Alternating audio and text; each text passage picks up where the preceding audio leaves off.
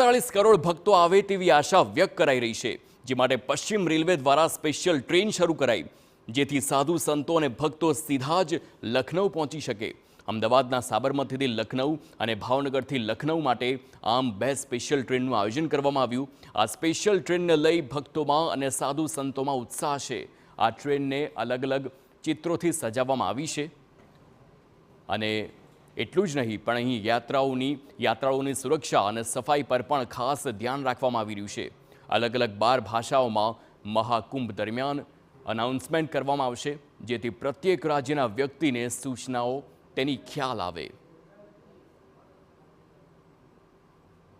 આવી રીતે સામાન્ય જનતા છે કે પછી જે સાધુ સંતો છે, પહેલાંના જમાનામાં લોકો ચાલીને પગપાળા બધું કરતા હતા, પણ હવે અગર જો સુવિધા હોય તો દુવિધા ના થવી જોઈએ।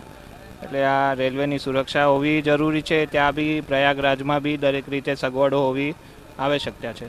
ખરેખર આ સેવા ખૂબ સારી સેવા છે અને હજી વિશેષ ટ્રેન મૂકવી જોઈએ, કારણ કે જવાવાળી પબ્લિક ઘણી બધી છે અને ત્યાંના મુખ્યમંત્રીએ ખરેખર ખૂબ સરસ આયોજન કર્યું છે।